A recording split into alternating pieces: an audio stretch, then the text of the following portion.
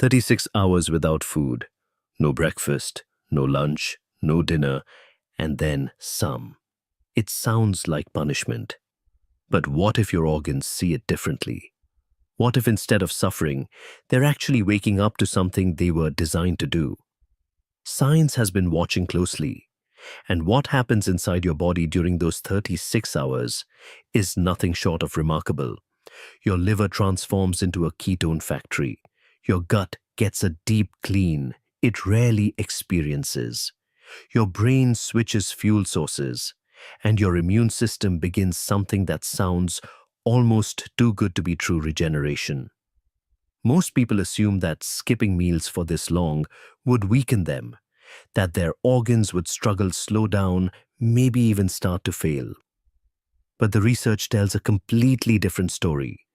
Your organs don't just survive a 36-hour fast. They adapt, they communicate, they heal in ways that eating 3 meals a day simply doesn't allow. This is what happens to your organs after 36 hours of fasting, hour by hour, organ by organ. Of course, this isn't for everyone. If you have medical conditions, talk to your healthcare provider first. But for most healthy adults, what you're about to learn may change how you see fasting forever. Let's begin with the first 12 hours. During this phase, nothing dramatic happens on the surface. You might feel normal, maybe a little hungry as mealtimes come and go. But inside your body is quietly preparing for something big, a shift that most people in the modern world rarely experience. Think of your liver as a backup battery. It stores about 100 to 120 grams of glycogen, which is glucose packed away for emergencies. This is your body's first line of defense when food stops coming in. For the first 12 hours, your liver slowly drains that battery to keep everything running smoothly. Your blood sugar stays stable. Your brain gets the glucose it needs. Insulin levels begin to drop, and glucagon, the hormone that signals your body to release stored energy, starts to rise. Your body isn't panicking, it's preparing, like an orchestra tuning its instruments before the performance begins. But here's the thing most people don't realize. This preparation phase is essential. Without it, the transformation that follows wouldn't be possible. Your cells are receiving signals, adjusting their chemistry, getting ready for a fuel switch that evolution perfected over millions of years. Every hour that passes, your body moves closer to activating systems that have been dormant since your last extended break from food. By the end of hour 12, the backup battery is running low. And that's when things start to shift. From hours 12 to 18, your body crosses a metabolic threshold. Scientists call it the metabolic switch. And once it flips, everything changes. Your liver, now low on glycogen, starts producing ketones.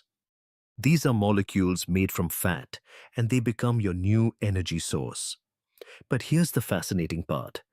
Your brain, which has been running almost exclusively on glucose, your entire life can actually use ketones too. And in some ways, it prefers them. Imagine your brain has been driving a car that only runs on premium gasoline.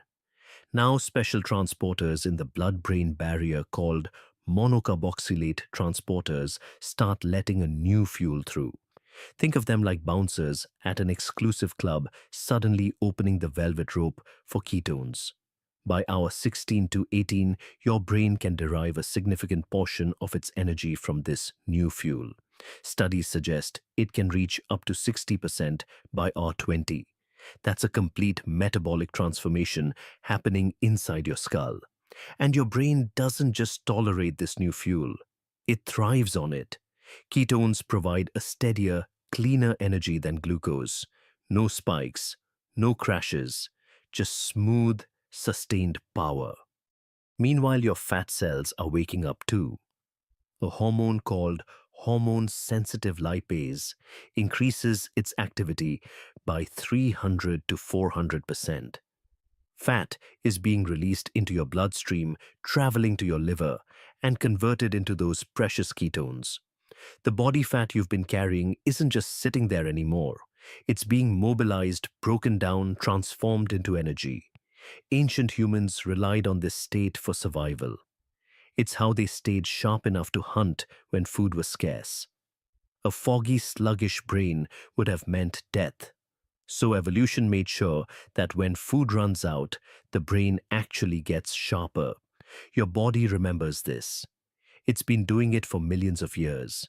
You're simply reminding it how. Now, from hours 18 to 24, something happens that most people never hear about. Your gut, the organ that works non-stop every time you eat, finally gets a vacation. But it's not just resting, it's renovating. There's a cleaning crew inside your gut that only works when you're not eating. Scientists call it the migrating motor complex.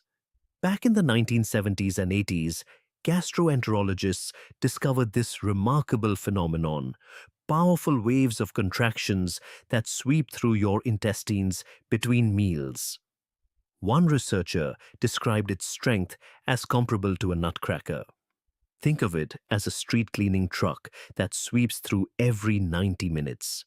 It clears debris, bacteria, and undigested material, pushing everything down toward the exit. But here's the catch. Every time you snack, every time you eat even a small meal, you stop the truck. The cleaning crew goes on break. In a world where most people eat from morning until night, this cleaning system rarely gets to finish its job. During a 36-hour fast, the migrating motor complex runs cycle after cycle, giving your gut a deep clean it rarely experiences in modern life. Hour after hour, wave after wave, your intestines are being swept clean. But that's not all. The trillions of bacteria living in your gut, your microbiome, are reshaping themselves during this time. Certain beneficial bacteria, like Lactospiraceae, thrive during fasting. They can survive in an empty gut by feeding on the mucus your intestines naturally produce. And as they multiply, they produce something valuable: butyrate. Butyrate is a short-chain fatty acid that strengthens your gut lining, calms inflammation, and improves what scientists call barrier function. Think of your gut lining as a security fence. When it's strong, it keeps toxins and harmful bacteria where they belong, inside the digestive tract. When it's weak, things start leaking through into your bloodstream, triggering inflammation throughout your body. Fasting helps rebuild that fence.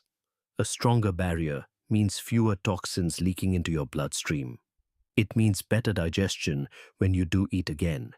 It means a healthier gut overall. Some researchers now believe that gut health influences everything from your mood to your immune system to your risk of chronic disease. The gut-brain connection is real, and fasting strengthens it. Most people have never heard of the migrating motor complex or Lactospiraceae, but these might be some of the most important things happening during your fast. Your gut isn't just surviving those hours without food. It's healing, cleaning, and rebuilding from the inside out. Here's a question for you. Have you noticed mental clarity during fasting? Or does hunger make your brain fog up? Drop clarity or fog in the comments. I'm curious which camp you're in.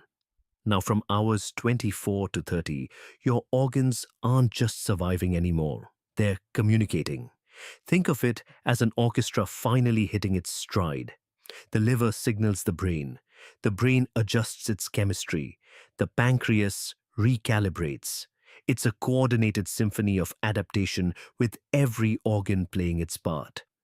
Let's start with your brain. By hour 24, something called brain-derived neurotrophic factor, or BDNF, increases dramatically. BDNF is like fertilizer for your neurons. It promotes the growth of new brain cells, strengthens connections between existing ones, and protects your brain from damage. This is why so many people report mental clarity during extended fasts. It's not placebo. It's not imagination. It's chemistry pure and simple. Think about this from an evolutionary perspective. When our ancestors hadn't eaten for a day or more, they needed to be at their sharpest. They needed to remember where food sources were located. They needed to plan, strategize, and execute a hunt. A brain that got foggy during food scarcity would have been a fatal flaw. So evolution did the opposite. It made the fasting brain sharper, more focused, more capable. At the same time, your brain cells start a process called neuronal autophagy. They're clearing out damaged proteins and cellular junk, including the kind of buildup associated with neurodegenerative diseases like Alzheimer's. Your brain is literally cleaning house, removing the debris that accumulates from years of constant activity. Your heart benefits too. Studies show slight improvements in cardiac efficiency during fasting. Your heart doesn't have to work as hard. Its rhythm becomes more stable. Blood pressure often drops slightly. The organ that beats 100,000 times a day is getting a subtle but meaningful rest. It's not struggling, it's optimizing. Your pancreas, the organ responsible for producing insulin, is also resetting. After hours without food, insulin levels drop to their lowest point. This gives your cells a chance to regain their sensitivity to insulin. When you eventually eat again, your body will handle glucose more efficiently. For anyone concerned about metabolic health, blood sugar issues, or long-term disease prevention, this is significant. And then there's the growth hormone surge. Here's something that surprises most people. During extended fasting, growth hormone can increase by up to 500%, 5 times the normal level.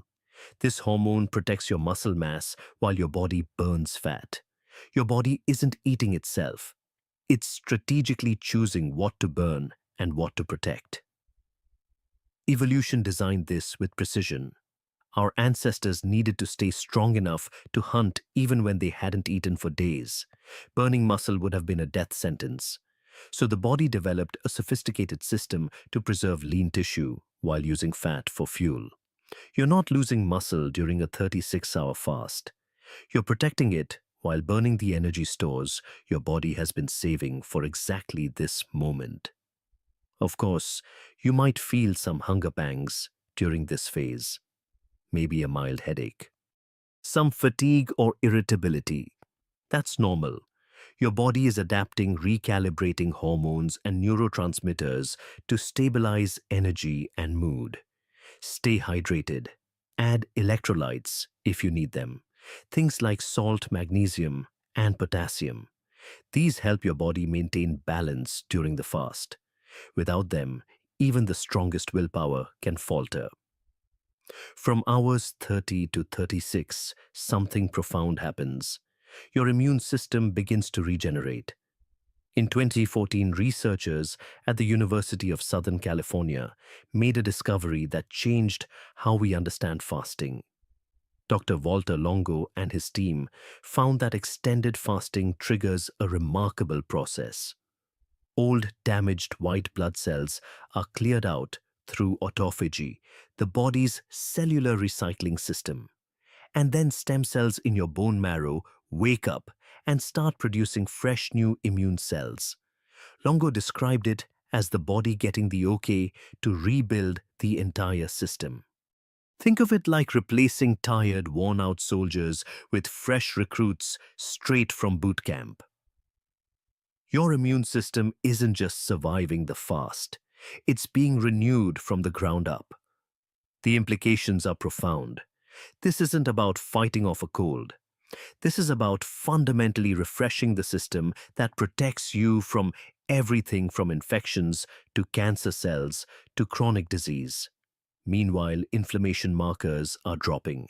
Interleukin-6 decreases by 25 to 30%.